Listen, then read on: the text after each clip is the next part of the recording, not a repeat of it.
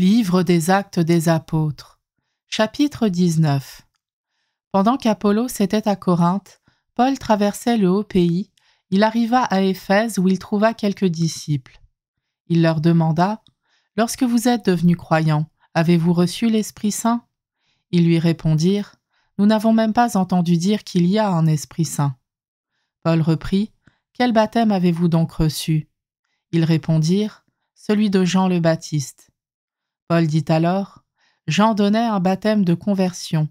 Il disait au peuple de croire en celui qui devait venir après lui, c'est-à-dire en Jésus. » Après l'avoir entendu, ils se firent baptiser au nom du Seigneur Jésus.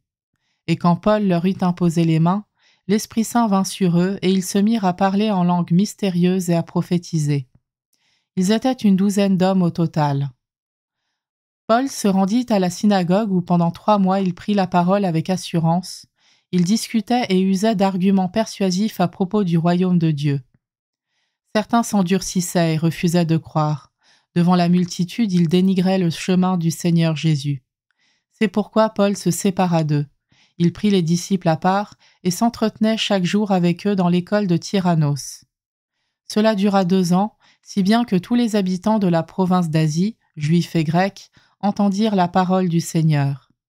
Par les mains de Paul, Dieu faisait des miracles peu ordinaires, à tel point que l'on prenait des linges ou des mouchoirs qui avaient touché sa peau pour les appliquer sur les malades.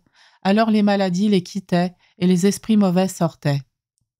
Certains exorcistes juifs itinérants entreprirent de prononcer le nom du Seigneur Jésus sur ceux qui étaient possédés par les esprits mauvais en disant « Je vous exorcise par ce Jésus que Paul proclame ». Les 7 fils d'un certain Séva, un grand prêtre juif, agissaient ainsi. Mais l'esprit mauvais leur répondit « Jésus, je le connais. Paul, je sais qui c'est. Mais vous, qui êtes-vous » Et bondissant sur eux, l'homme en qui était l'esprit mauvais les maîtrisa tous avec une telle violence qu'ils s'enfuirent de la maison tout nus et couverts de blessures. Cela fut connu par tous les Juifs et les Grecs habitant Éphèse. La crainte s'empara de tous, et l'on exaltait le nom du Seigneur Jésus. Beaucoup de ceux qui étaient devenus croyants venaient confesser publiquement les pratiques auxquelles ils s'étaient livrés.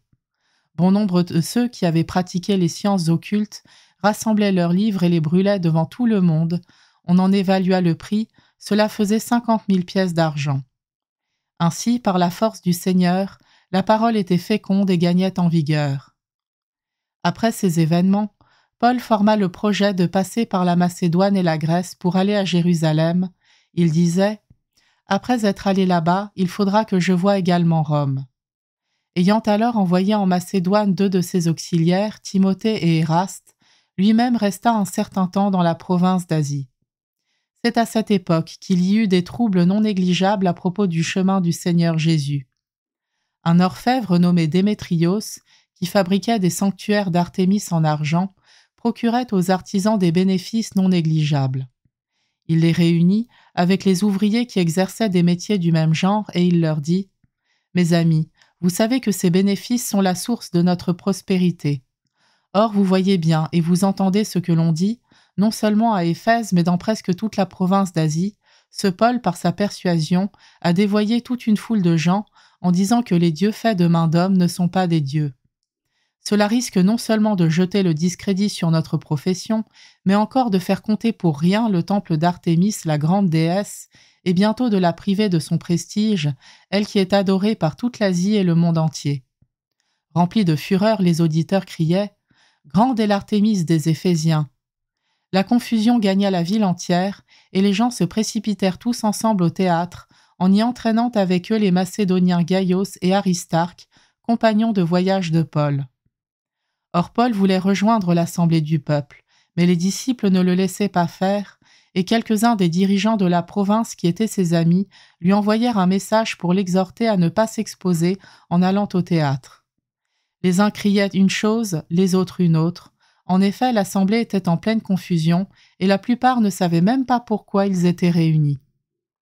Des gens dans la foule expliquèrent l'affaire à un certain Alexandre que les Juifs poussaient en avant. Celui-ci, faisant un geste de la main, voulait plaider devant l'assemblée. Mais quand on découvrit qu'il était juif, tous se mirent à crier d'une seule voix pendant près de 2 heures « Grande est l'Artémis des Éphésiens !»